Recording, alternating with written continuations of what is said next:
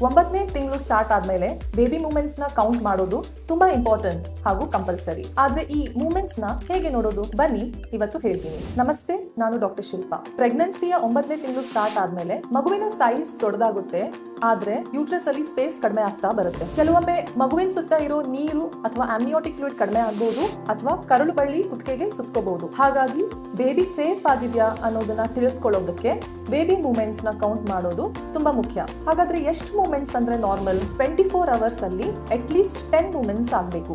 ಇದನ್ನ ಕೌಂಟ್ ಮಾಡೋದು ತುಂಬಾ ಸುಲಭ.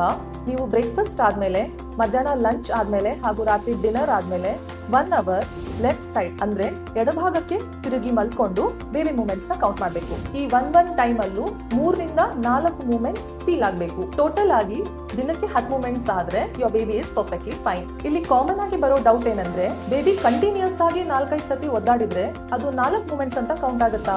ಅಲ್ಲ, ಕಂಟಿನ್ಯೂಸ್ ಆಗಿ ಮೂಮೆಂಟ್ ಆದ್ರೆ ಅದು 1 ಮೂಮೆಂಟ್. ಸ್ವಲ್ಪ ಗ್ಯಾಪ್ ಬಿಟ್ಟು ಮತ್ತೊಂದ್ ಸತಿ ಮೂವ್ಮೆಂಟ್ ಆದ್ರೆ ಅದು 2ನೇ ಕೌಂಟ್ ಅಂತ ಅರ್ಥ. ಮೊದಲು ತುಂಬಾ ಮೂವ್ಮೆಂಟ್ ಇತ್ತು, ಆದ್ರೆ ಈಗ ಕಮ್ಮಿ ಆಗಿದೆ ಅಂತ ಟೆನ್ಷನ್ ತಗೋಬೇಡಿ. ಸ್ಪೇಸ್ ಕಡಿಮೆ ಇರೋದ್ರಿಂದ ಬೇಬಿ ಮೊದಲ ತರ ಕಂಪ್ಲೀಟ್ ಆಗಿ ಫುಲ್ ಟರ್ನ್ ಆಗಲ್ಲ, ಕೇವಲ ಕಿಕ್ಸ್ ಮಾತ್ರ ಫೀಲ್ ಆಗುತ್ತೆ. ಒಂದ್ ವೇಳೆ ಮೂವ್ಮೆಂಟ್ಸ್ ಕಡಿಮೆ ಅನ್ಸಿದ್ರೆ ಪ್ಯಾನಿಕ್ ಆಗ್ಬೇಡಿ. ಕೆಲವು ಸಲ ನೀವು ಸರಿಯಾಗಿ ಊಟ ಮಾಡಿಲ್ಲ ಅಂದ್ರೂ ಮಗು ಸುಮ್ನಿರುತ್ತೆ. ಏನಾದ್ರೂ ಸ್ವಲ್ಪ ಸ್ವೀಟ್ ತಿಂದು ಅಥವಾ ಜ್ಯೂಸ್ ಕುಡಿದು ಲೆಫ್ಟ್ ಸೈಡ್ ತಿರುಗಿ ಮತ್ತೆ ಅಬ್ಸರ್ವ್ ಮಾಡಿ.